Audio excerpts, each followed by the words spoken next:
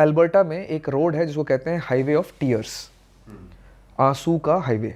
उसको वो highway of tears इसलिए कहते हैं क्योंकि पिछले 40 साल से वहाँ पर लड़कियाँ गायब हो रही हैं, रेप की जा रही हैं, मारी जा रही हैं, लाशें मिली हैं। ऑफिशियल रिपोर्ट है मेरे ख्याल से 50 या 48 लोग जो मिल चुके हैं। गायब होने के तो बहुत हैं, लेकिन 48 जो डेड बॉडीज मिल चुकी हैं, और ये पिछले 40 साल से हो रहा है without a single arrest in last 40 years. एक भी अरेस्ट नहीं है। हाईवे के ऊपर बोर्ड लिखा हुआ है कि girls please do not hitchhike, मतलब लिफ्ट मत मांगो because the killer is on the loose. ये लिख रखा है गवर्नमेंट ने कि भैया किलर जो है वो खुला घूम रहा है, आप हाईवे पे लिफ्ट विफ्ट मत मांगो किसी से, क्योंकि कोई लिफ्ट देने वाला ही हो सकता है किलर हो। ये लिख रखा है लड़कियों के लिए, क्योंकि आज तक कोई अरेस्ट ही नहीं हुआ है। And it is very racist also, directed towards the aboriginals, native जो लड़कियां हैं कनाडा की, जो अंग्रेज नहीं है, गोरी नहीं है, उनके साथ ही होता है। लेकिन ये न्यूज़ में तब आया जब एक अंग्रेज लड़की के साथ भी ये हो गया, मेरे ख्याल से 2003 में या 93 में, मुझे ये डेटा अच्छे से याद नहीं है कि वो 93 की बात है कि 2003 की बात है, बट इसमें एक गोरी लड़की के साथ हो गया। She got raped and murdered and then the body was found and then it got into waste, like media news का वो पार्ट बना कि भाई लड़कियां मर रही है। फिर पता चल रहा है कि भाई ये तो पिछले 30-35 साल से लड़कियां मरती आ रही हैं उस पर्टिकुलर हाईवे के ऊपर, और कोई सिर्फ लड़कियों के साथ, सिर्फ लड़कियों के साथ हो रहा है। तो इसके बारे में आपको पता था कनाडा के इस जगह, और ये Canada western part, developed country, सबसे अच्छा हैप्पीएस्ट कंट्री में आता है, यूएस से ज़्यादा सेफ माना जाता है, ठीक है, और ये हो रहा है वहाँ पे। एंड वहाँ पर जो एक जिनसे मेरी बात हो रही थी, जो मैडम है जिनके साथ मैं ये कर रहा हूँ, वो वहाँ पर एक जज हैं जो इन सारी चीज़ों को देख रहे थे कि जो केसेस आएंगे वगैरह वगैरह। 20 साल तक वो उस जगह पे जज रहे, और 20 साल के बाद पता चला कि he himself has been molesting all so many girls from that aborigines। और गर्ल्स क्या बोलूँगा मैं, 12-12 से लड़कियों को गर्ल थोड़ी बोलोगे, तो किड हो, बच्चे हो गए यार। वो तो 12 साल से लेकर के पता नहीं किस उम्र तक के कितनी सारी लड़कियों के साथ उन्होंने सेक्सुअली अब्यूज़ किया है, और सज़ा कितनी मिली उनको पता है? ये होने के बाद, एक्यूज्ड होने के बाद, प्रूवन गिल्टी के बाद 2 साल, बस 2 साल का जेल मिला उनको। बट कैंसर वैंसर हो गया उनको, जेल में मर गए वो। तो एवरीबडी वाज हैप्पी कि भैया भगवान ने तो सही दे दिया उनको वो।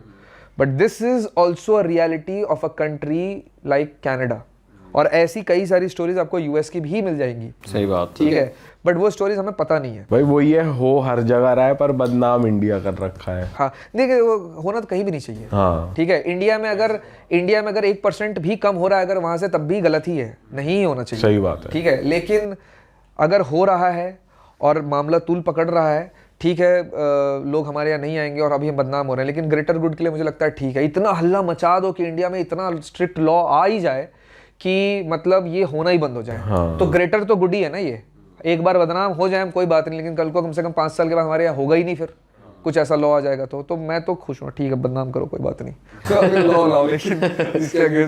सही बात है भाई। भाई आपकी एक रोड ट्रिप भी थी, आपने कवर करी थी 7000 किलोमीटर की जो थी अलास्का वाली, वो बताओ। 7,000 कितना था? 7,000। भाई बताओ उसके बारे में थोड़ा। तो वो one of the most dangerous highways है, डेंजरस हाईवेज है। हाँ, मतलब अभी तक जो भी मैं बड़ा काम मेरे हिसाब से जो किया ना, वो सबसे बड़ा है अभी तक का। वो it was against my own self. ठीक है, मुझे ऐसे अकेले जगह पे जाने में बहुत एक्साइटिंग लगता है, लेकिन आफ्टर अ पॉइंट फटती है, फैक्ट है। और अभी 10-12 साल हो गए हैं घूमते हुए। अब आइसलैंड देख लिया है, ठीक है, बहुत सारी ऐसी जगह देख ली है, साउथ अमेरिका देख लिया, सारा कॉन्टिनेंट कंप्लीट हो चुका है। ठीक है, एक अंटार्कटिका नहीं हुआ है बस, और कभी न कभी वो भी हो जाएगा। और उसकी भी एक्साइटमेंट कुछ खास है नहीं, क्योंकि अंटार्कटिका में जैसा दिखता है वैसा मैंने बहुत सारी जगह पे देख लिया है थोड़ा बहुत। तो एक एक्साइटमेंट जो लेक और ये सब देखने की ना, वो है नहीं। अब कुछ ऐसा एक्सपीरियंस करना है जो नहीं किया है, तो इसी धुन में निकल गया मैं। एक जगह है डेड हॉर्स, नाम भी ऐसा सही है, घोड़ा मर गया। डेड हॉर्स बिल्कुल अलास्का जो स्टेट है वो कनाडा के भी ऊपर आता है। ठीक है, यूएस के ऊपर कनाडा, कनाडा के ऊपर अलास्का आता है, नॉर्थ वेस्टर्न साइड पे, बिल्कुल आर्कटिक ओशन पे जाकर के उसका एक बॉर्डर कंप्लीट होता है। मतलब उसके बाद वो पूरा आर्कटिक ओशन है और नॉर्थ पोल ही है। वहां तक एक रास्ता जाता है, this is the most northern road. उससे ज्यादा आप नॉर्दर्न ह्यूमन काइंड ने नहीं बनाया है। अच्छा। ठीक है, तो टोरंटो जो है वो एकदम ईस्टर्न पार्ट में है। कुछ टाइम के लिए मैं टोरंटो में बेस बना करके रखा था मैंने अपना, तो वहाँ पर मेरे पास गाड़ी थी। मैंने सोचा कि एक लंबा ट्रिप, कुछ मतलब मुझे हर देश के हर कोने में ना थोड़े थोड़े टाइम रहना है, तो अभी के लिए वो पार्ट जो है वो टोरंटो था। तो मैंने बोला कि एक लंबा सा रोड ट्रिप करके टोरंटो से गाड़ी लेकर के वहां तक जाऊंगा। हाँ 7,000 किलोमीटर देखूंगा कि पूरा कनाडा कैसा है, और गाड़ी के अंदर ही सोऊंगा, कोई होटल नहीं लूंगा, कुछ नहीं लूंगा। तो गाड़ी के ऊपर मैंने लगाया टेंट, अंदर लगाया बढ़िया एकदम सारा अपना इलेक्ट्रिसिटी का हिसाब किताब, खाने पीने का, नहाने का, धोने का, हर चीज़ का हिसाब किताब गाड़ी के अंदर लगाया मैंने, कि मैं बिना ऑफ ग्रिड में 1 हफ्ते रह सकता हूँ। एक बार 1 हफ्ते में आऊँगा, पानी वानी भरूंगा, फिर मैं 1 हफ्ते रह सकता हूँ। फ्रिज व्रिज सब है गाड़ी में। ऐसा गाड़ी लेकर के मैं निकला उस 7,000 की ट्रिप पे। जो आज़ादी मुझे महसूस हुई कि कोई लेक मिला बढ़िया सा, कोई पैसे वैसे कोई नहीं ले रहा भाई, कोई कुछ नहीं मांग रहा। जो कैंप ग्राउंड्स होते हैं वहाँ लेते पैसे। बहुत ऐसी जगह है यूएस में जहाँ पर आप उसको बोलते हैं वाइल्ड कैंपिंग, कहीं गाड़ी लगाओ सो जाओ। हाँ तो लेक है बड़ा सा, सुपीरियर लेक, समुंदर जैसा दिखता है। सुपीरियर लेक में इतना पानी है कि अगर उसको फैला दो तो बिहार और झारखंड डूब जाएगा। ठीक है, इतना पानी है उसके अंदर। वो साइज में झारखंड से बड़ा है अच्छा एज अ स्टेट, और बिहार से थोड़ा सा छोटा है, सिर्फ साइज में इतना बड़ा लेक है। तो पूरा समुंदर ही है। वहाँ पे गाड़ी लगाई, गाड़ी लगा करके मस्त सो रहा हूँ, और कोई मेरे को स्ट्रेस नहीं है कि कब सोना है, कब उठना है, किसी को पैसे देने हैं, 1 दिन रुकना है कि 1000 दिन रुकना है, कुछ नहीं कोई बोलने वाला है। उस आज़ादी के साथ मैं गाड़ी चलाता चलाता चलाता चलाता 7,000 किलोमीटर दूर पहुंच गया। अरे बाप। और उसमें कितने दिन तक ड्राइव करी आपने? मैं जल्दी जल्दी कर रहा था, क्योंकि ना विंटर आने वाला था, और विंटर में जहां मैं जा रहा था ना वहाँ -60 तक भी जाता है। अच्छा -40 तो जाता ही जाता है। -40 का मतलब हो गया अगर आप वहाँ पर फंस गए और गाड़ी आपकी 1 घंटे भी बंद हो गई तो उसको मौत कहते हैं। वो मौत ही है, क्योंकि आप 1 घंटे से ज़्यादा कितना भी आप पहन लो, सब कुछ कर लो, आप 1 घंटे से ज़्यादा बाहर सर्वाइव नहीं कर पाओगे, मैक्सिमम 2 घंटे। और मैं तो इंडियन हूँ यार, मैं +40 में दिल्ली में रहा हूँ, मैं कहाँ -40 में सर्वाइव कर पाऊंगा। तो मैं थोड़ा जल्दी जल्दी गया था, क्योंकि मैं थोड़ा लेट था, सितंबर अक्टूबर का टाइम था वो। अच्छा तो मैं भगाता भगाता गया, और आखिरी का जो 800 किलोमीटर, एक शहर आता है फेयरबैंक्स अलास्का में, छोटा 2nd biggest city of Alaska है। वहाँ से लेकर के ऊपर तक जहाँ पर बिल्कुल आर्कटिक ओशन ख़त्म शुरू होता है, जहाँ पर अलास्का एंड हो जाता है बिल्कुल, वहाँ तक 800 किलोमीटर है वो, 850 किलोमीटर करीब। उस 850 किलोमीटर का नाम है डाल्टन हाईवे, जिसको most dangerous highway in the world कहा जाता है। अच्छा क्योंकि उस 850 किलोमीटर में ना कोई सर्विस है, ना कोई लोग हैं, ना नेटवर्क है। कुछ भी हो गया आपको, आपकी गाड़ी को, तो आप ऑलमोस्ट डेड ही हैं। नेटवर्क भी नहीं आता, कुछ नहीं है भाई। और प्रॉपर रोड भी प्रॉपर नहीं है, ऐसा है? रोड भी प्रॉपर नहीं है, मेंटेन्ड नहीं है, क्योंकि ट्रक्स के लिए बनता है। क्योंकि जो आखिरी पॉइंट है डेड हॉर्स, वो कोई टाउन नहीं है, वो सिर्फ एक ऑयल एस्टेब्लिशमेंट है जहाँ पे ऑयल रिफाइनरी है, और लोग वहाँ पर सिर्फ वर्कर्स रहते हैं जो ऑयल का काम कर रहे हैं, जो समुद्र के अंदर से ऑयल निकाल जा रहा है। अच्छा। कोई स्कूल या कुछ नहीं, और वो भी टोटल 3,000 या 2,500 लोग रहते हैं। हाँ बस, इसके अलावा कुछ है ही नहीं। तो वो रास्ता सिर्फ ट्रक्स के लिए यूज होता है, जो वहाँ पर ऑयल ले जाने के लिए या उससे रिलेटेड चीज़ों को लाने ले जाने के लिए वो हाईवे बनाया गया है। तो वो कोई टूरिस्ट प्लेस नहीं है, ये बस फितूर है कुछ लोगों का, मेरे जैसे और भी लोग जैसे जो हैं, जो वहाँ जाते हैं कि हमको वहाँ जाना है बस। हाँ। क्योंकि वो हमारे लिए वो रोड है ही नहीं। अब जहाँ ट्रक चल रहे हैं और रोड भी कहीं ऐसे जा रही है तो कहीं बिल्कुल ऐसे जा रही है, और कीचड़ हो गया, स्लशी अगर हो गया है तो ट्रक्स चढ़ ही नहीं पा रहा, ट्रक्स वापस पीछे स्लिप कर गया, तो अगर आप उसके पीछे हो तो आप मरोगे ही। तो वो थोड़ा ऐसा सा है रोड, और बहुत डेंजरस रोड है, बहुत बहुत ज़्यादा डेंजरस रोड है। सबके शीशे फूट जाते हैं, मेरे नहीं फूटा, एक चंका तो थोड़ा थोड़ा मेरा भी, लेकिन फूटा नहीं, क्योंकि वो जो ट्रक कभी कभी क्रॉस होता है तो गिट्टियां उड़ती हैं, क्योंकि गिट्टी है। हाँ। और गिट्टी उड़ेगी और वो शीशे पे लगेगी और शीशा फूट जाएगा। जो बाइकर्स जाते हैं, वो जब ट्रक आता है तो बाइक रोक करके और बाइक के पीछे से छुप करके खड़े होते हैं वो, हाँ ताकि वो ट्रक से उड़ करके जो आएगा तो वो उनको लगे ना। ठीक है, सो इतना डेंजरस माना जाता है उस रोड को, उस हाईवे को। उस हाईवे पर इंडियन, जितना मैंने रिसर्च किया, कोई भी इंडियन अकेला नहीं गया है। मैंने बहुत ढूंढा कि कोई ऐसा बंदा है कि जो अकेला गया हो। और जो 1-2 ट्रैवलर्स है जिनको मैं फॉलो करता हूँ, एक ईवा जो बेक है, उसको, वो लड़की है वो, और वो ऐसे ऐसे काम करती है ना कि वो मतलब अंदर ऐसे हो जाता है कि भाई यार, और अपन सोचते हैं ना से कि अपन तो मर्द हैं, बेकार बात है, लेकिन फिर भी एक प्री कंसीव्ड नोशन तो ये ना कि भाई बंदी ने कर लिया तो हम क्यों नहीं कर सकते। वो भी नहीं गई वहाँ पर अकेले। अच्छा। तो मैंने बोला कि ये एक ऐसी चीज़ है जो मैं किसी को भी नहीं जानता, जिसने अकेला किया है, तो मुझे गुदगुदी हो रही है, मैं करना चाहता हूँ इसको। भाई मैंने गाड़ी निकाली और निकल गया, और वो 800 kilometre, it's a turmoil of emotions. मतलब वो मुझे जिंदगी भर याद रहेगा, मरते दम तक मैं जिसके सामने बैठूंगा मैं वो 800 किलोमीटर के बारे में बात कर सकता हूँ कि उस 800 किलोमीटर में जब आप नहीं देखते हो किसी को, आप सिर्फ जानते हो कि यहाँ अगर आपको कुछ भी हो गया तो you are on your own. ठीक है, पिछले 50 साल में एक गोल्डन ट्रायंगल करके एक एरिया कहा जाता है अलास्का में, जिसका पार्ट वो हाईवे भी आता है, 22,000 लोग गायब हुए हैं। It's a very big number for that small area. ठीक है, और जिसमें से कुछ इंपॉर्टेंट लोग भी हैं। अमेरिका का एक पॉलिटिशियन है, कोई लोअर लेवल का, लोकल लेवल का पॉलिटिशियन, हमारे एमएलएज होते हैं, उस तरीके के भी कुछ लोग थे, एक पूरा काफिला था 4-5 लोगों का, वो भी गायब हो गया। तो चॉपर से ढूंढा उनको, नहीं मिले। वो 22,000 में से आज तक एक भी बंदा नहीं मिला, एक भी नेट, मतलब डेड बॉडी भी नहीं मिली है। 22,000 लोग हैं, अरे बहुत बड़ा नंबर है उतने छोटे से एरिया के लिए, कि कैसे हो सकता है ये। इस इंफॉर्मेशन को जानते हुए मैं गाड़ी लेकर के अकेला निकल गया, और ना मुझे आगे कोई दिख रहा है ना पीछे, क्या बोलते हैं वो, ना बंदा ना बंदे की जात, ठीक है, वो कोई दिख ही नहीं रहा भाई। तो कभी तो डरेगा आदमी, कितना मोटिवेट हो जाएगा, कितना रियल हिट के पॉडकास्ट सुन लेगा है? रात को स्ट्रीट लाइट्स कुछ नहीं, लाइट्स थी उधर, कुछ नहीं भाई, कुछ नहीं, कुछ भी नहीं। लाइट्स की तो हम क्या बात करें, वो तो सर्विस ही नहीं है, कोई दूर दूर तक कोई दिख ही नहीं रहा। शिट भाई। और उसमें अगर, और मैंने पॉडकास्ट बहुत सारे वो कर रखे थे डाउनलोड, तो धड़ धड़ धड़ धड़ मौका नहीं मिला था, तो धड़ धड़ धड़ धड़ डाउनलोड करके सुनता सुनता हो जाऊंगा। रियल हिट का एक पॉडकास्ट आया था उसमें, वो इतना गलत था मेरे लिए उस रास्ते के लिए, हॉरर वाला कुछ शुरू हो गया। मैंने बोला यार ये क्या शुरू हो गया, कोई छलावा आ गया ये तो बहुत ही गलत चीज शुरू हो गया। दिन में धूप निकली हुई फिर भी डर लग रहा है। तो वो पॉडकास्ट खत्म हुआ, देखा था, फिर बीच में बंद कर दिया? नहीं, वो पूरा नहीं देख पाया था मैं। ओ भाई, मतलब मैं वो बीच में बंद कर दिया, वो देखना मतलब बनता ही नहीं था वो। हाँ भाई, मतलब वो एकदम उस टाइम तो चाहिए ही नहीं वो हनुमान चालीसा चलाना था यार, और क्या चला लिया था। सही बात है। तो वो मतलब इतना और पर लेकिन क्या होता है ना कि कुछ काम कर जाता है, लॉ ऑफ अट्रैक्शन, एनर्जीज काम कर जाती हैं, क्या काम कर जाता है। मतलब एक पॉइंट ऐसा आया था जब मैं बहुत डर गया, मैंने गाड़ी देखी नहीं, और एकदम एंग्जाइटी होने लगी मुझे कि पता नहीं यार, समझ सा नहीं आ रहा है, कुछ गलत सा हो रहा है, कुछ लग नहीं रहा है ठीक सा ना, मुझे ऐसा लग रहा है कि something bad will happen, fear of unknown में चला गया मैं। जैसे मैं गया ना, तो फिर मुझे रियलाइज हुआ कि भाई, और वो 800 किलोमीटर, कहने के लिए 800 किलोमीटर, बट रोड इतना खराब है कि वो जो बीच का एरिया है 400 किलोमीटर, वहां पहुंचने में आपको 8 घंटे लगते हैं। अच्छा, वो 400 किलोमीटर आप 8 घंटे में कंप्लीट करते हो। आप बहुत फास्ट जाओगे तो 6 घंटे में, जो कि आपको जाना नहीं चाहिए, क्योंकि इतने गड्ढे हैं उस रोड में कि अगर गलती से भी आप गए उस गड्ढे में, आपका टायर गया, और टायर गया ऐसे रोड पे जहां आपको कोई सर्विस ही नहीं मिल सकती हो, आप अकेले कितना आप उसको ठीक करोगे। तो you have to be super careful. 50, 60, 70 ऐसी स्पीड पे आप जाते हो तो 400 किलोमीटर कंप्लीट करने में भी 8 घंटे लग जाते हैं आपको। वो 8 घंटे से मैं गाड़ी चला रहा हूँ, मिडिल पे पहुंचने वाला हूँ। वहां पर एक छोटा सा एस्टेब्लिशमेंट है तेल के लिए, और एक शायद रेस्टोरेंट है जो ट्रक स्टॉप के लिए बना हुआ है, ट्रकर्स वहां पे रुकते हैं। मैं वहां पहुंचने ही वाला हूँ, लेकिन वो साला आ ही नहीं रहा। अब आखिरी तक आते आते 7-8 घंटे का मैं पेशेंस लूज होने लग गया कि भाई वो जगह आ ही नहीं रही, पता नहीं कहाँ है, जगह आ ही नहीं रही, कहीं और तो नहीं जा रहा, हो गई, खो तो नहीं गई मुझसे, कहीं आगे तो नहीं निकल गया, मेरा ध्यान नहीं रहा। ऐसे मैं थोड़ा ना फियर ऑफ उसमें घुस गया। पता नहीं कहाँ से ऐसी जगह जहाँ पे गाड़ी भी नहीं मिल सकती, कुछ नहीं मिल सकता, कोई नहीं मिल सकता, एक साइकिल वाला मिल गया।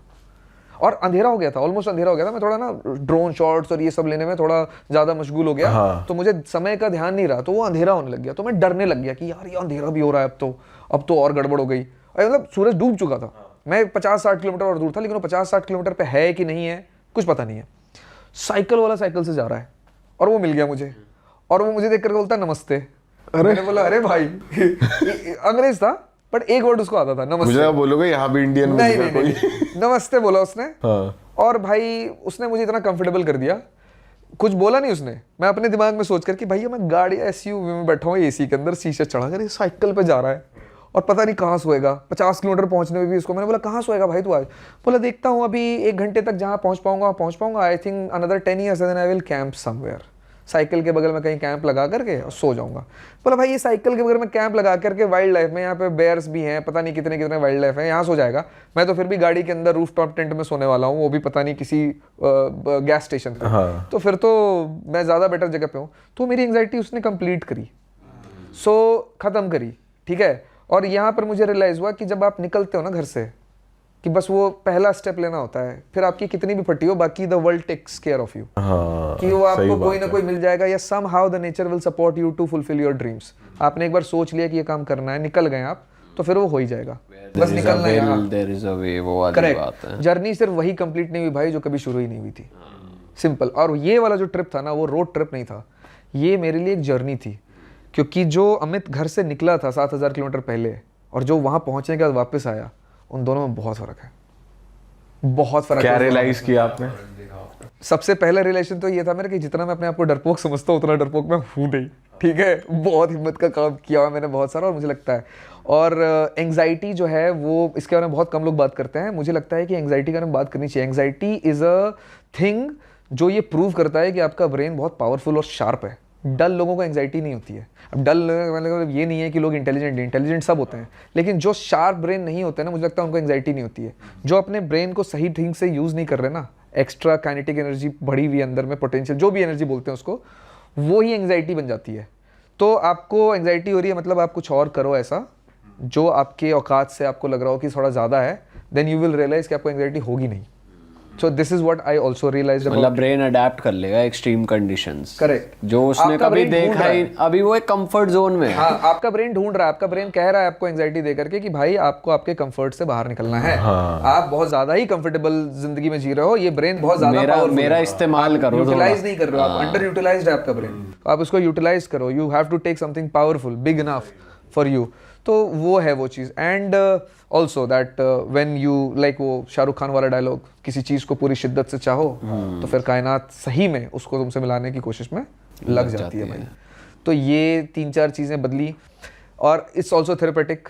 गाड़ी जब चलाते हो, गाने सुनते हो, पॉडकास्ट सुनते हो, कभी नहीं सुनते हो, तो फिर दिमाग में थॉट्स क्लियर हो रहे होते हैं कि भाई ये वाला प्रॉब्लम में ये बोला होता तो ज़्यादा अच्छा रहता, अरे हाँ सही, अगली बार ऐसा करूँगा। ठीक है, तो ये भी होता है। Self talking So, चल रही बहुत होता है। और सेल्फ टॉकिंग ऐसा वैसा नहीं होता है। At point you will also realise that you are actually talking, not only thinking in your head, you are also talking. मतलब मुंह से बोल रहे हो और फिर लगता है पागल वागल तो नहीं हो गया मैं। फिर मैंने इसके बारे में पढ़ा, नहीं भाई पागल नहीं हुआ, ये it's a very good sign कि आप बहुत अच्छा कर रहे हो। इट्स अ एक्चुअल थेरेपी जब आप ये करते हो।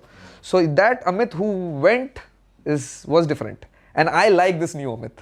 बहुत मजेदार है यार ये अमित, ये डरता ही नहीं है यार। ईरान वीरान कहाँ पहुंच जाता है ये। मस्त है ये बंदा।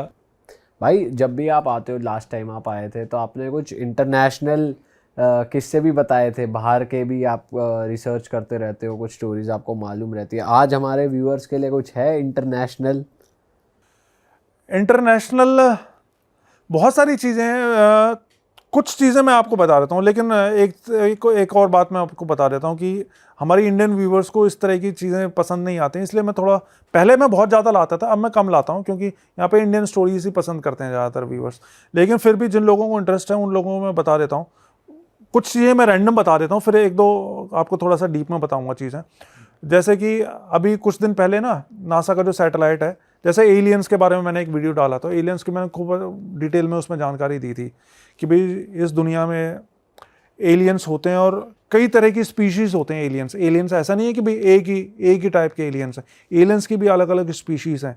उनमें बेनोवेलेंट एलियंस भी हैं और मेलोवेलेंट एलियंस भी हैं। मतलब ऐसे हैं जो कि इंसानों की मदद भी करते हैं, फ्रेंडली भी हैं, और ऐसे भी जो कि इंसानों को नुकसान भी पहुंचाते हैं, जिनके अंदर कोई फीलिंग्स नहीं होती हैं, ऐसे एलियंस भी होते हैं। तो अभी एक नासा के सैटेलाइट ने एक वो पकड़ा है, मीटियोराइट की पिक्चर्स ली थी, एटलस 331 एटलस करके। तो पहले तो ऐसा लग रहा था कि वो कोई धूमकेतु है, कोई वो है, कुछ है जो कि धरती की तरफ बढ़ रहा है। लेकिन फिर बाद में जब और पिक्चर्स आई तो पता चला कि वो तो प्लैनेट साइज्ड कुछ चीज़ें हैं, और वो एक नहीं है, कई सारी चीज़ें हैं।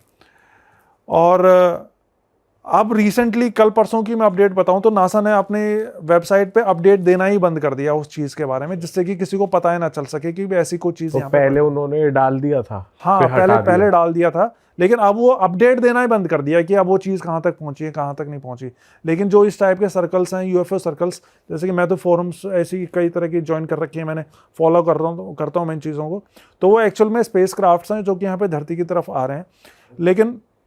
लेकिन अगेन मैं बहुत ज़्यादा डीप में नहीं बताऊंगा, लेकिन मैं आपको बता देता हूँ कि इस तरह की चीज़ों से धरती पे किसी को भी डरने की ज़रूरत नहीं है, क्योंकि एक अच्छे एलियंस जो होते हैं उनकी एक पूरी फेडरेशन है जिसको गैलेक्टिक फेडरेशन बोलते हैं।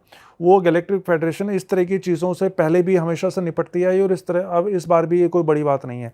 तो ये सब चीज़ें होती रहती हैं यार। ये तो बहुत इंटरेस्टिंग चीज़ है भाई। इसका नाम कैसे आउट हुआ? ये फॉरम्स में ही नाम है क्या? Galactic federation. एक और चीज़ मैं बताता हूँ, अब आपने पूछ ही लिया तो आजकल डोनाल्ड ट्रंप के बारे में बड़ी बातें चल रही हैं कि डोनाल्ड ट्रंप टैक्स वैक्स लगा रहे हैं इंडिया के ऊपर में, ये सब चीज़ें। हाँ। तो डोनाल्ड ट्रंप जो है वो डायरेक्ट टच में है एलियंस के, और लास्ट ईयर जो उसका असैसिनेशन अटैम्प्ट हुआ था उसमें भी उसकी जान सिर्फ एलियंस ने बचाई थी। और इनफैक्ट अभी सिर्फ डोनाल्ड ट्रंप ही नहीं, उसकी वाइफ जो है मेलेनिया ट्रंप भी एलियंस के टच में है। और अभी सिर्फ 2 या 3 दिन पहले आप उसके एक्स अकाउंट को भी फॉलो करोगे ना, मेलेनिया के उसकी डोनाल्ड ट्रम्प की वाइफ को, तो उसने एक वीडियो डाला है जिसमें कि 2 अर्थ ऐसी हो रही हैं। असल में उसका दिखाना ये चाह रहे हैं कि एक अर्थ जो जिस पे कि हम अभी रह रहे हैं वो अर्थ ट्रांसफॉर्म होने वाली है दूसरी अर्थ में, जिसकी क्योंकि इस अर्थ की अब फ्रीक्वेंसी बढ़ रही है। मैं डीप में नहीं बता रहा हूँ, मैं मोटा मोटा बता रहा हूँ। तो अभी हम जिस अर्थ पे रह रहे हैं इसकी फ्रीक्वेंसी बढ़ रही है। ये टाइम चूज़ किया गया था हज़ारों करोड़ों साल पहले, ये टाइम चूज़ किया गया था कि भी अर्थ को हम एक नई डायमेंशन में लेकर जाएंगे। तो अब वो समय आ रहा है अर्थ को नई डायमेंशन में लेकर जाने का। इसी वजह से बहुत सारी चीज़ें ऐसी हो रही हैं कि साइकिक पावर्स लोगों की ज़्यादा बढ़ रही हैं, अकल्ट में इंटरेस्ट ज़्यादा बढ़ रहा है लोगों का, प्लस दिन छोटे हो रहे हैं। 24 घंटे का जो दिन होता था ना, अब चूंकि फ्रीक्वेंसी बढ़ रही है तो वो दिन ऑटोमेटिकली छोटे हो रहे हैं। हमारे लिए तो वो 24 घंटे ही हैं, लेकिन असल में वो 24 घंटे के नहीं है, वो मेरे ख्याल से 16-17 घंटे का ही दिन रह गया है अब। तो ये सब ये चीज़ें तो अलग ही बात है यार। ये तो ये दिन छोटे हो गए, ये तो हमने भी सुना था, देखा था, लेकिन हाँ 1 घंटा 60 मिनट का नहीं है, 40। अब मैं आपको बताऊं ये पर ये देखो, तो बहुत नया है कि जो ट्रम्प के बारे में आप बता रहे हो कि ट्रम्प के आप रिसेंटली आप बयान देखोगे ना, जब उसके ऊपर असैसिनेशन अटेम्प्ट हुआ था और भी उसके बाद के भी, तो ऊपर देखता हुआ बात करता है कई बार कि भाई उनकी कि ऊपर कोई है। और उसने स्पेशली उसके एक्स अकाउंट पे आप फॉलो करोगे ना, उसके ट्वीट्स फॉलो करोगे, तो वो यूएफओस के ऊपर कि भाई ये क्या चीज़ें उड़ रही हैं, सरकार को बताना चाहिए कि मतलब अलग अलग देशों में क्या क्या हो रहा है, उनके ऊपर वो क्वेश्चन करने की कोशिश कर रहा है। एकदम से नहीं ला सकते हैं ये सब चीज़ें दुनिया के सामने, क्योंकि उससे क्या है एक ऑर्डर बिगड़ जाता है सोसाइटी का। तो धीरे धीरे, और वो जो यूएफओस हैं, अब जैसे बहुत सारे यूएफओस होते हैं उनमें लाइटें जलती हुई दिखाई देती हैं, जबकि यूएफओस के पास जो टेक्नोलॉजी होती है ना, उनको ट्रैवल करने के लिए, नेविगेशन के लिए लाइट की जरूरत नहीं है। वो लाइट से नहीं देखते हैं, रोड नहीं है वो कि लाइट उनको लेकिन फिर भी उनमें लाइटें जलती हैं, वो जानबूझ के जलाई जाती हैं जिससे कि वो नीचे दिखें लोगों को, लोग उनको नोटिस करें। और आने वाले टाइम में ये यूएफओस देखे जाना बहुत ज़्यादा बढ़ने वाली हैं ये सब चीज़ें। पर आपको एक ऐसे कंफर्म हो कि ट्रम्प कनेक्टेड है? मैं ऐसे फोरम से जुड़ा हुआ हूँ ना। अभी जैसे दिन छोटे होने वाली बात थी ना, उस पर मैं एक चीज बात बताता हूँ कि ये आई कहाँ से, ये वाली चीज़। अब तो खैर बहुत सारे लोगों ने बोलना शुरू कर दिया है, लेकिन ये फर्स्ट टाइम आई थी। डॉलरस कैनन नाम की एक क्या बोलते हैं, एक पैरासाइकोलॉजिस्ट थी कोई, जो कि जिसके पास वो अकेली एक ऐसी थी दुनिया में जिसने एक ऐसी आर्ट डेवलप कर ली थी, आर्ट ही बोलेंगे इसको, कि वो किसी को भी ट्रांस स्टेट में ले जाकर उसको करोड़ों साल पहले उसको क्या था वो, क्योंकि सोल तो सेम ही रहती है ना, बॉडी बदलती है, तो करोड़ों साल पहले वो क्या था वहां तक वो लेके जाके उनसे सारे क्वेश्चन पूछ सकती थी, मतलब सोर्स से जहां से वो आई है आत्मा। तो उसने ये बहुत सारी चीजें बताई थी। और जिसको भी ट्रांस में लेके जाती ना, सोर्स में लेकर जाती, तो हमेशा एक ही तरह की आवाज़ आती थी और एक ही वो सोर्स से कनेक्ट होता था, जिससे कि वो ये बताते कि जिससे कि ये प्रूव होता है कि भाई सोर्स सेम है, हर एक सोल का एक ही सोल से आई है। और ये क्या बोलें इसको, एक अभी हम 3D वर्ल्ड में रहते हैं ना, तो 3D से अब हम 5D वर्ल्ड में जाने वाले हैं। लेकिन 5D वर्ल्ड में सब नहीं जाएंगे, बहुत मौतें होंगी, कुछ ही लोग उसमें से जाएंगे, जो कि क्या क्राइटेरिया होगा मुझे नहीं पता, लेकिन जो सुनने में आता है क्राइटेरिया वो ये है कि जिसके दिल में कोई डर नहीं होगा वो जाएगा 5D में, जिसके भी दिल में डर होगा वो नहीं जाएगा। पर ये 5D वर्ल्ड डिस्क्राइब कैसे किया गया है? 5D वर्ल्ड जाते, मतलब एक चीज़ तो मेरे को ये पता है कि इसमें जो लोग जाएंगे ना, उनका एक DNA स्ट्रैंड बढ़ जाएगा, DNA उनका चेंज हो जाएगा जब वो 5D में जाएंगे।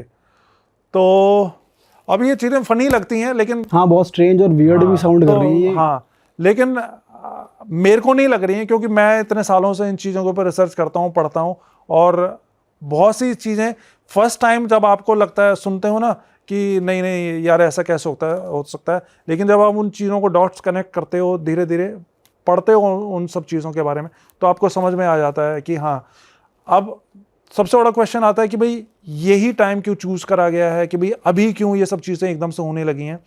तो वो बताते हैं, एलियंस बताते हैं, बेनोवेलेंट एलियंस, वो ये बताते हैं कि यही टाइम इसलिए चूज़ किया गया है क्योंकि हम ऐसे समय का वेट कर रहे थे जिसमें पूरी ह्यूमैनिटी एक दूसरे से जुड़ी हो, किसी ऐसे मीन्स ऑफ कम्युनिकेशन से जिसमें कि एकदम से कोई भी बात ट्रैवल हो जाए, फैल जाए एकदम से।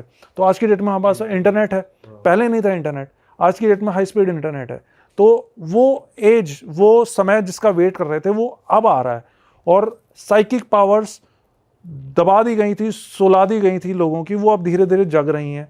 और अब ये जैसे जैसे समय आएगा, इसको एसेंशन बोलते हैं, 3D से 5D का एसेंशन जो जब होगा तो अच्छाई तो बढ़ेगी लेकिन बुराई भी बहुत ज़्यादा बढ़ेगी, मौतें भी बहुत सारी होंगी। तो यही हैं इस तरह की चीज़ें। अब मैं इंटरेस्टिंग है यार। अब मैं एक छोटा सा किस्सा और बता देता हूँ आपको। लास्ट आपके जो वीडियो था उसमें भी मैंने ये छेड़ा था, मिसिंग 411 करके। अमेरिका के एक रिटायर्ड पुलिस डिटेक्टिव हैं, डेविड पोलाइडिस नाम है उनका। तो जैसे मैंने बताया था लास्ट टाइम कि अमेरिका के जंगलों में बहुत लोग गायब हो जाते हैं। मतलब गायब होना समझते हो, खोना नहीं। जैसे हम जा रहे हैं किसी जगह पे, एक तो खो गया भाई, 2 दिन बाद मिल गया या उसकी डेड बॉडी मिल गई, वो एक अलग चीज़ है। वो चलो ठीक है, जंगल में घूमने गए, रास्ता भटक गया, खाने पीने को नहीं मिला, मर गया, या किसी जानवर ने शिकार कर लिया, मार दिया उसको, वो एक अलग चीज़ है। वहाँ पे लोग गायब हो रहे हैं, पता ही नहीं चलता कि गए कहाँ। तो वहाँ पे पिछले कई डेकेड से लोग गायब हो रहे हैं और उनका कुछ अता पता नहीं चलता कि वो गायब कहाँ हो रहे हैं। तो अब इसी दौरान जब मैं रिसर्च कर रहा था, तो डेविड पोलाइडिस के कुछ मतलब उसके कुछ नोट्स के बारे में मेरे को पता लगा। तो उसने बताया था, डेविड पोलाइडिस ने, कि 2000 के आसपास ही जब वो रिसर्च कर रहा था इन सब चीज़ों के बारे में, क्योंकि अमेरिका में तो इस तरह के रिसर्चर्स बहुत होते हैं। तो एक वहाँ पे टोंटो नेशनल पार्क करके है, नेशनल पार्क है, जंगल है बहुत बड़ा। तो ये वाला जो जंगल है टोंटो नेशनल पार्क, यहाँ से डिसअपीयरेंस के केसेस सबसे ज़्यादा होते हैं। मतलब पूरे अमेरिका में जितने भी होते होंगे ना, वो जितने लोग गायब होते हैं उनमें से सबसे ज़्यादा इसी टोंटो नेशनल पार्क से ही होते हैं। उसमें क्या है, एक बार एक आदमी अपनी रिसर्च करने के लिए गया था कि भाई लोग गायब कहाँ हो रहे हैं। तो जब वो जंगल के अंदर गया ना, तो उसने देखा कि जंगल के अंदर एक म्यूजियम बना हुआ है। तो जंगल के अंदर म्यूजियम होने का तो वैसे भी कोई मतलब होता नहीं है, कि जंगल में कोई घूमने जाएगा तो म्यूजियम में उसका क्या मतलब है। तो उसको देख के तो वैसे ही बड़ा अजीब लगा कि म्यूजियम क्या है, क्यों है यहाँ पे। लेकिन जब वो म्यूजियम को चारों तरफ से ऐसे ही देख रहा था ना कि है क्या चीज़, क्यों बना रखा है, तो उसको सबसे पीछे उसके वहाँ पर बच्चों के रोने की आवाज़ें सुनाई दी, जैसे कि वो बच्चे उस म्यूजियम के अंदर कैद करके रखे हुए हैं। तो उसने काफ़ी ढूंढने की कोशिश करी कि बच्चे कहाँ से हैं, अंदर गया भी म्यूज़ियम पे, लेकिन उसमें जो सिक्योरिटी गार्ड थे उन्होंने रोक लिया। वो जो 2 सिक्योरिटी गार्ड थे जिन्होंने रोका था, उन्होंने ऊपर से नीचे तक ब्लैक कपड़े पहने हुए थे। बताते हैं man in black, man in black का एक अलग ही कॉन्सेप्ट है, मैं बहुत सारी स्टोरीज डाल चुका हूँ अपने चैनल पर मैन इन ब्लैक की।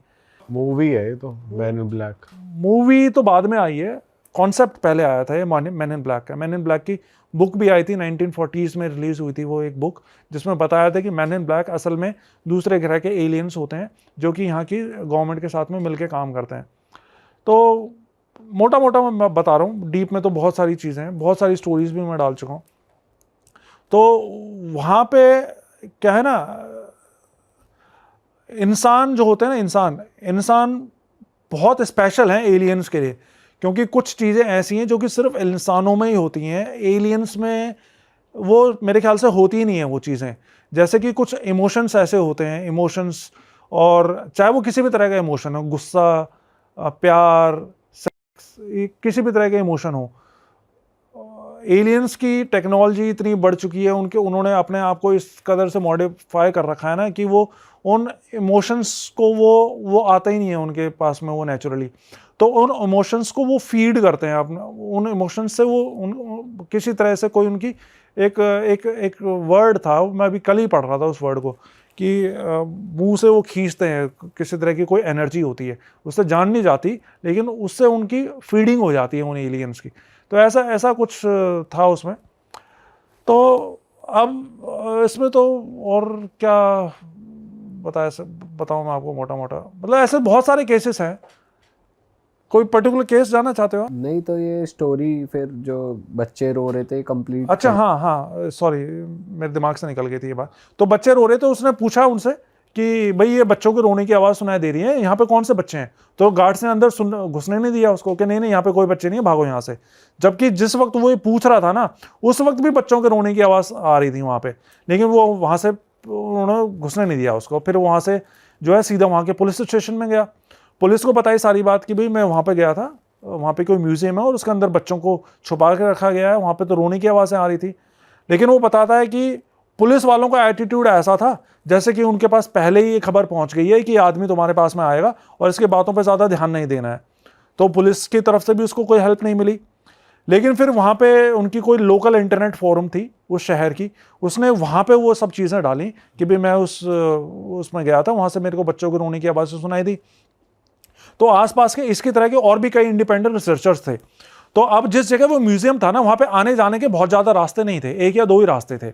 तो लोगों ने अगले कई दिनों तक उन रास्तों पर बैठ के निगरानी करी कि भाई यहाँ पे ये जो लोग थे ये कहाँ से रहे हैं, जा कहाँ से रहे हैं। तो पता चला कि उन दोनों को ना तो आते हुए किसी ने देखा, ना जाते हुए किसी ने देखा। तो वो लोग वहाँ पे पहुँचे कैसे और आ जा कैसे रहे थे, इसका मतलब या तो अंडरग्राउंड वहाँ से कोई रास्ता था या उनको वहाँ पे किसी तरह से टेलीपोर्ट किया जाता था, क्योंकि अगर प्लेन से भी आते तो प्लेन भी वहाँ पे दिखता और जंगल में तो प्लेन वैसे ही बड़ा मुश्किल हो जाता है।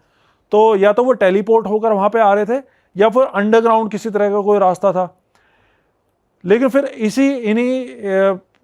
अब ये जो टोरंटो नेशनल पार्क है ना, इसमें ये बताता है, इसने और रिसर्च करी तो पता चला कि जितने भी यूएफओस देखे जाने के भी मामले होते हैं वो भी सारे के सबसे ज़्यादा इसी टोरंटो नेशनल पार्क से ही आते हैं। अब जैसे हमारे यहाँ पे राइट टू इंफॉर्मेशन एक कानून है ना, इसी तरह से एक अमेरिका में भी एक इक्विवेलेंट कानून है जहाँ पे कि हमसे सरकार से किसी भी तरह के कोई भी डॉक्यूमेंट या कोई इन्फॉर्मेशन मांग सकते हैं। तो एक इंडिपेंडेंट रिसर्चर था जिसने कि सरकार से इसी तरह के डॉक्यूमेंट लेना स्टार्ट किया और इसकी वेबसाइट का नाम है blackvault.com। आज की डेट में ये वेबसाइट दुनिया की लार्जेस्ट डिपॉजिटरी है सरकारी डॉक्यूमेंट्स का, जो कि अमेरिकन गवर्नमेंट से लिए गए थे। और इनमें आप कीवर्ड डाल के सर्च कर सकते हो। तो उसने यूएफओस के जितने भी मामले थे वो सारे सरकार से मांगे। और सबसे हैरानी की बात थी कि जितने भी बच्चे वहाँ पे खोते थे या लोग खोते थे, अब जाहिर सी बात है कि जब आप किसी को ढूंढोगे तो उसकी फ़ोटो तो मांगोगे ना, बिना फ़ोटो के तो आप उसको ढूंढ नहीं सकते। तो ये बताता है कि उनमें से 80% लोगों की फ़ोटो ही नहीं होती थी रिकॉर्ड में, जैसे कि सरकार चाहती ही ना हो कि इन लोगों को कभी ढूंढा जाए या ये कभी मिले। अगर वो मिल भी गए तो आप उसको पहचान कैसे करोगे जब तक आपके पास में कोई फ़ोटो ही नहीं होगी। किसी दूसरे स्टेट से, किसी दूसरी कंट्री से कोई टूरिस्ट वहाँ पे घूमने आ रहा है तो आप उसकी पहचान कैसे करोगे जब उसका फ़ोटो ही नहीं होगा रिकॉर्ड में। तो कहने का मतलब ये इस तरह की चीज़ें जो हैं बहुत ही बड़े लेवल पे वहाँ पे हो रही हैं और ये इतना वेल गार्डेड सीक्रेट है। एक साइलेंट ट्रेजेडी बोल रहे हैं इसको, बोला जाता है कि साइलेंट। हाँ बिल्कुल बिल्कुल। आप उसको, एक शो है, इंग्लिश शो है, कोस्ट टू कोस्ट, डेविड पोलार्डिस का शो है ये। आप इस शो को देख सकते हैं। इसमें ये इसी तरह के केसेस, मिसिंग लोगों के केसेस डिस्कस करते हैं। इंग्लिश में है शो, लेकिन अगर आप हिंदी में देखना चाहते हैं तो आप मेरे चैनल पे इस तरह की चीज़ें देख सकते हैं, मैं लाता रहता हूँ बीच में। और ये नहीं पता चल पा रहा कि ये एब्डक्ट जैसे हो रहे हैं लोग, तो ये इनके साथ हो क्या रहा है या क्या करवाना चाह रहे हैं। इसमें ना एक छोटी सी थ्योरी इस भी सामने आई थी। वो ये आई थी कि साल भर तो वैसे गायब होते हैं, लेकिन जो ये महीने होते हैं ना, सितंबर, अक्टूबर, नवंबर वाले महीने जो होते हैं, इनमें एकदम से इनका नंबर बहुत ज़्यादा 10 गुना बढ़ जाता है गायब होने वाले लोगों का। उसका रीज़न ये हो सकता है कि इन्हीं महीनों में जो है इल्यूमिनाती के फेस्टिवल भी आते हैं, इन्हीं महीनों में हैलोवीन भी आते हैं। जितने भी भूत प्रेत वाले फेस्टिवल होते हैं ना, सारे इन्हीं महीनों में आते हैं। तो हो सकता है बलि लेने के लिए ये सब चीज़ें यूज़ करी जाती हों, बच्चों को एबडक्ट करा जाता हो, या और भी बहुत सारी चीज़ें हैं। एलियंस भी एबडक्ट करते हैं। एलियंस मतलब जो बुरे वाले एलियंस, अच्छे वाले एलियंस नहीं, बुरे वाले एलियंस, क्योंकि जैसे मैं बताया ना, इंसानों में कुछ एक ऐसी स्पेशलिटी होती है जो कि इनको कहीं और नहीं मिल सकती है, किसी और जानवर में नहीं मिल सकती है, जो इमोशंस, जिन इमोशंस पे ये फीड करते हैं। और एक्सपेरिमेंट भी किए जाते हैं इंसानों के ऊपर में, वैसे वाले नहीं, लैब वाले काटने पीटने वाले इमोशन एक्सपेरिमेंट नहीं, इमोशंस वाले एक्सपेरिमेंट। जैसे कि ये उसको उसकी किसी भी लाइफ की स्टेज पे उसके अंदर वो पर्टिकुलर इमोशन भरते हैं, जैसे कि उसके अंदर सेक्स वाले इमोशन भर दिए, तो वो उस टाइम पे वो सेक्स ही करेगा। तो वो एक तरह का उनका एक्सपेरिमेंट चल रहा है कि भाई इस इमोशन में ये क्या क्या करता है, तो वो स्टडी चलती है उनकी इस तरीके से। तो इस तरीके की भी चीज़ें होती हैं बहुत सारी।